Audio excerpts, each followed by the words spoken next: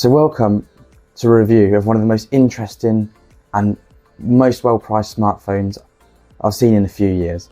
This is my full honest review of the Nubia Z60 Ultra. If you like the video, please like, subscribe and comment below. But let's get straight into it.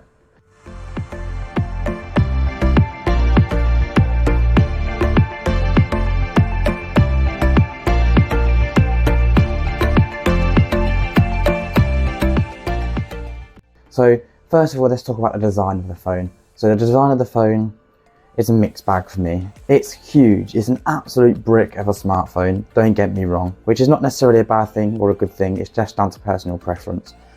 So I'm not going to comment on how it looks because that's decisive and that's down to you guys. All I'll comment on is the materials that we use, how well they've been put together, and a few other issues with the design. So the design itself, the sides feel really nice. It's obviously, I believe, an aluminium side rails on the device. You've got a glass back and a glass screen. So I don't believe it's Gorilla Glass Victus or anything like that. I think it is kind of just a standard smartphone screen. I haven't mentioned any Gorilla Glass in any briefings that I've seen for this smartphone.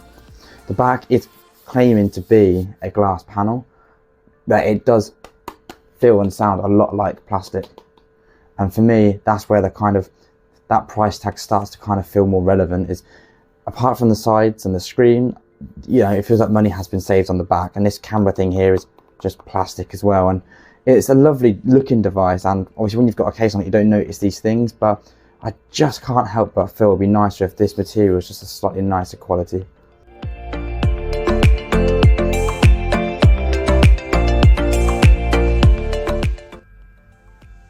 So let's talk more about the design. So along with its boxy design, its hefty weight, this might not be a smartphone for the faint-hearted.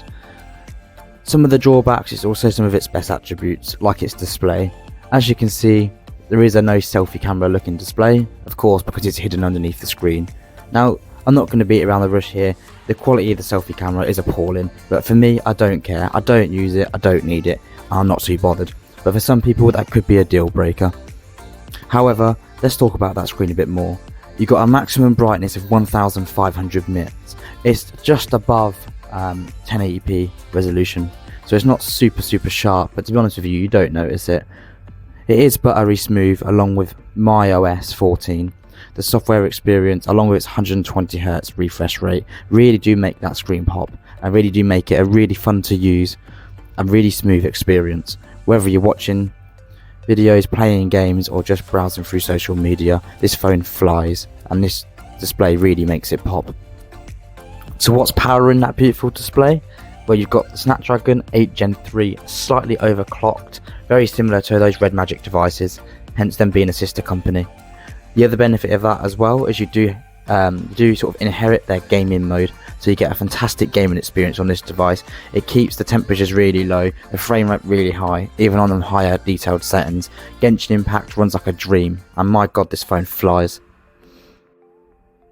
All well and good, but of course it's going to sap the phone's battery life having a screen this big with performance this good. However, that's not the case on this phone, because we've got a 6000 milliamp battery with 80 watt wired charging, giving you a full charge in around 36 minutes in my testing, which is absolutely fantastic for a battery of this size. Of course, a slight downside here is we don't get wireless charging, unfortunately, and that really is a bit of a shame, because apart from that, this really could be the new style OnePlus devices. It's a flagship killer at a really low price, so it would be a shame if we had wireless charging, but you can't have it all. The software experience of iOS 14 is a mixed bag as well. Overall, it's a really smooth and well put together skin on top of Android, but it is very similar to stock Android. You've got your Google Discover feed, you've got your swipe down to notification panel, you've got very nice customization, really does inherit Material You from Android very well. However, I am missing some of those features that I have found on EMUI 13 from Huawei. There's no large folder concepts, which interestingly there is on the Chinese version, just not on the global version of this software, so that's a bit of a shame. Those scrolling widgets as well, I have missed those, and overall a few software bits I really have missed, but apart from that, the software experience is really slick. Don't get too excited about the stereo speakers on this device. People have praised the speakers on this device, but in my testing they really do feel short. There's a really lack of bass and there's not much mid-range Loudness is acceptable, but again, it's not flagship level in my opinion. They do the job and they get the job done, but listening to music, just forget it.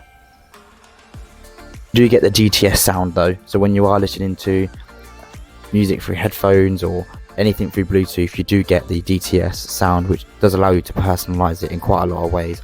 And it also has its custom sound profiles for games, music and movies. And to be honest, in my testing, they do actually make a difference depending on what mode you listen to. So overall, the experience for media is actually pretty good on this device. Now, if you're like me, let's get to why we're all here for this phone. Let's talk about these cameras.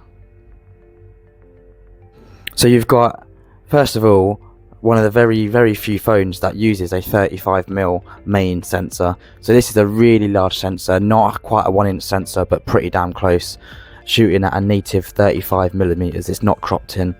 It is also actually a custom lens specifically that they've developed in partnership with the I believe OmniVision camera sensor company. So it's nice to see that we're not just having some sort of bodged together solution here. For me, you've got the letdown of the show, which is the around 3 times telephoto camera. On paper, with its 64 megapixels and its half-inch sensor, it should perform really well, but in my testing it does somehow fall short slightly. For me, believe it or not, the real star of the show is the ultra wide. It's got a 1.8 aperture. It's a really nice lens, this one. Not super wide, but I don't care because the quality in all lighting conditions is fantastic and it really is a highlight. I'd probably go as far to say that it's the best ultra wide I've ever used on a smartphone. So I will do a comparison with my Huawei P60 Pro because that's what I've been comparing these cameras to, and that is one of the best smartphones in the world in my opinion for photography, and it really does hold up. First of all, this is a shot from the 3.2 times or so 85mm lens, it's the telephoto camera in the dark conditions. So believe it or not, this actually has the most accurate colours out of all of the lenses. Exposure and clarity is pretty good. Dynamic range again is also pretty good. However, I do find slightly too much noise in the sky in this shot, along with not as much sharpness in some areas of the image that I would like. When you compare this to Huawei, they can process a lot more detail out of the image. Blown highlights can also be a problem in certain scenarios with this telephoto lens. However, you can easily scale this back in an editing app such as Lightroom. Overall, it does the job, but it's not my favourite telephoto camera on a smartphone. So now this is the ultra wide lens. So as you can see here, the colours are a bit more saturated and it wasn't quite as yellow as it appears in the image. But again, for an ultra wide lens, look how sharp this is and look how much contrast we're getting without losing any of them details. The noise reduction is also handled extremely well, balanced nicely with the sharpness of the image. Highlights can also be slightly blown out, however it hasn't completely crushed the shadows, so overall I'd give this a strong performance at night for the ultra wide lens. Again, some of the best I've ever seen on a smartphone. This is a 35mm main sensor, and again this is a fantastic camera sensor in my testing. It really does handle a lot of conditions extremely well. If it's fast moving subjects in darker conditions, then it does struggle. Any fast moving subjects at all, then this phone can struggle, especially with portrait shots. However, in this particular night shot and in my night testing for photos overall, in terms of landscapes, the sharpness is fantastic, contrast is good, highlights again slightly overblown, but you still retain a lot of detail, so I'm not going to hold it against the phone. This is an extremely challenging shot here as well. You do have a lot of different colours and a lot of different brightness of lights affecting the image, so overall it's done a fantastic job, especially when you look at the details in the bricks on the left hand side as well. If you zoom into the bridge, you can actually see the detail still on the brick of the bridge, which is quite a distance away. Of course, I'm going to add some other samples of images so you can make your own mind up. So all of these images are not edited, and I'll add these in so you can see. I'll also add in a comparison of the Huawei P60 Pro so you can see for yourself the differences.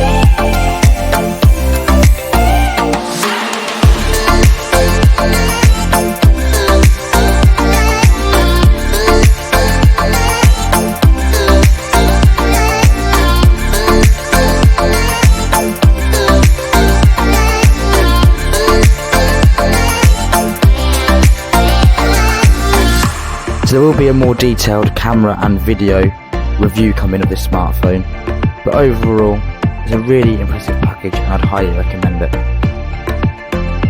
Hope you enjoyed this more detailed video compared to my usual stuff. I'm working tirelessly to improve the quality of these videos, and so far I'm really impressed with the sound quality of these mics. So let me know what you think below. Like, comment and subscribe. See you on the next one.